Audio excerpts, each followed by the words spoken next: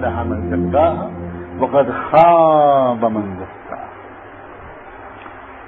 اب اللہ تعالیٰ نے ہمارے اندر کے الانسان کے ایک بہت بڑے عضو نفس کا راز فاش کر اس کی حقیقت ہم کو بتائی کہ دیکھو اس نفس کا اگر تم نے تزکیہ کر لیا، تزکیہ بھی لفظ کیا عجیب و غریب استعمال کیا ہے.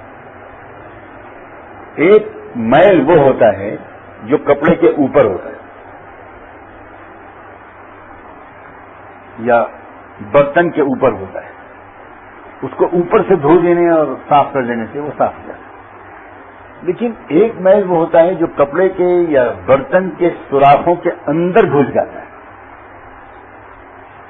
جب آپ اس برتن کو قلعی کرنے کے لیے دیتے ہیں قلعی گر کو، تو وہ قلعی گر اس برتن کو خالی اوپر سے صاف کر کے قلعی نہیں کرتا،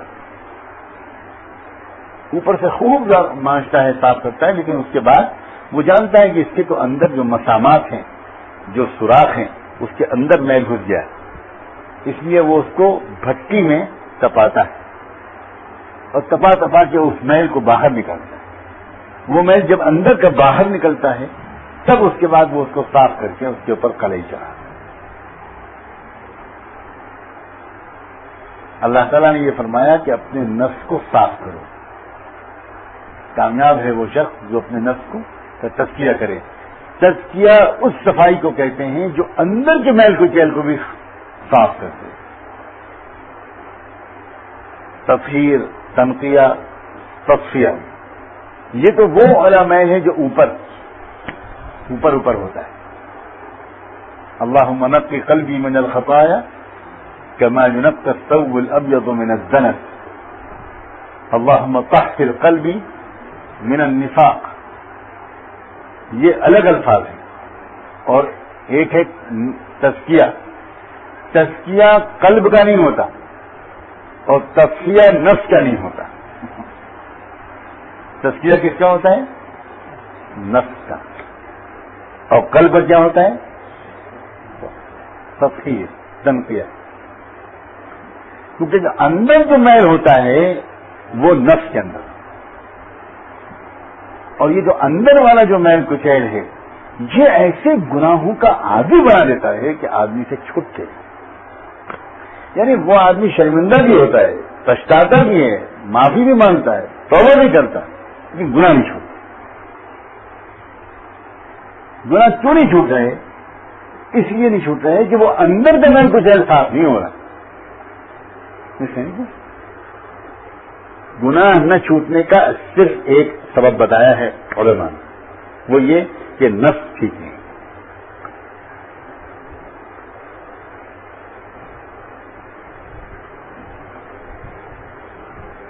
اور اس نفس کے ٹھیک کرنے کے لیے واقعی مجاہدہ کرنا، واقعی مجاہدہ.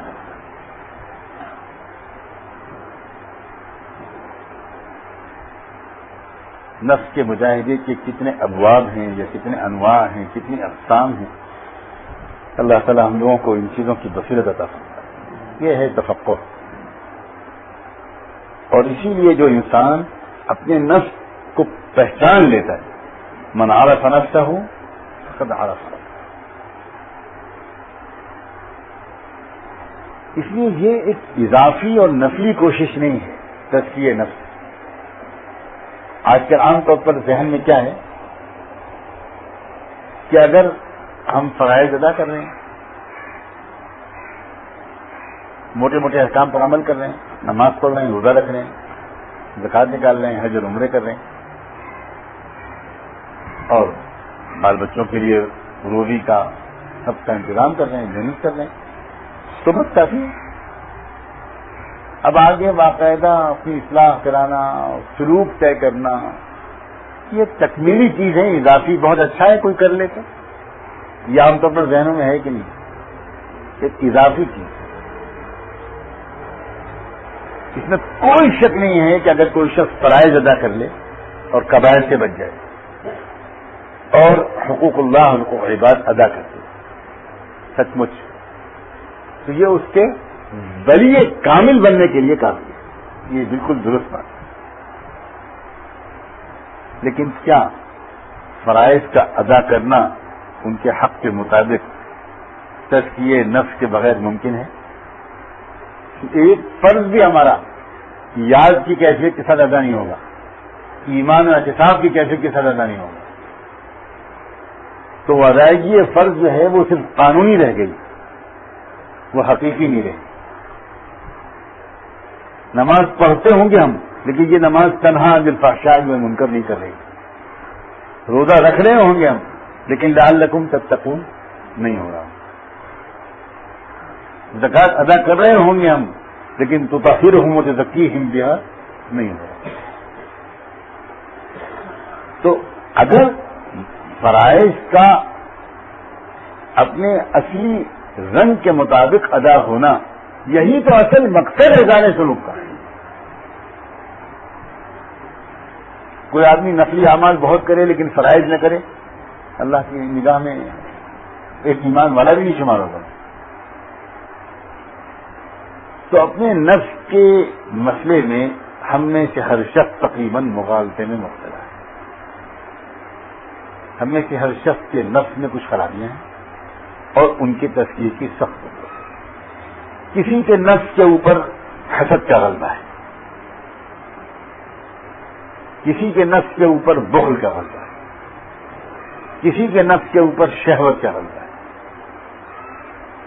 کسی کے نفس کے اوپر کبر کا غلبہ ہے، کسی کے نفس کے اوپر طول عمل کا غلبہ ہے، لمبے منصوبے، بہت اونچی اونچی خواہشات دنیاوی، بڑے پلان۔ کسی کے نفس کے اوپر حج کا غلبہ ہے، لالچ۔ یہ وہ رذائل ہیں جو ہمارے نفس کے رذائل ہیں، اور ہماری عبادات کی خرابیاں یا ہمارے اخلاق کی خرابیاں یا ہمارے معاملات کی خرابیاں، یہ اندر نفس کے کسی رذیلے کی وجہ سے۔ جیسے میں نے کہا تھا کہ بدن ظاہری جو صورت ہے، شکل، اس کے جو اعضاء ہیں، ان اعضاء کے بھی دو حصے ہیں، ایک ظاہری اعضاء اور ایک باطنی اعضاء۔ پھر ہر عضو کا الگ فنکشن ہے، اس کی تندرستی کے الگ ضوابط ہیں، اور اگر وہ بیمار ہو جائے تو اس کے علاج کے الگ ضابطے ہیں، طریقے ہیں۔ اسی طرح بالکل روح جو ہماری ہے، الانسان، یہ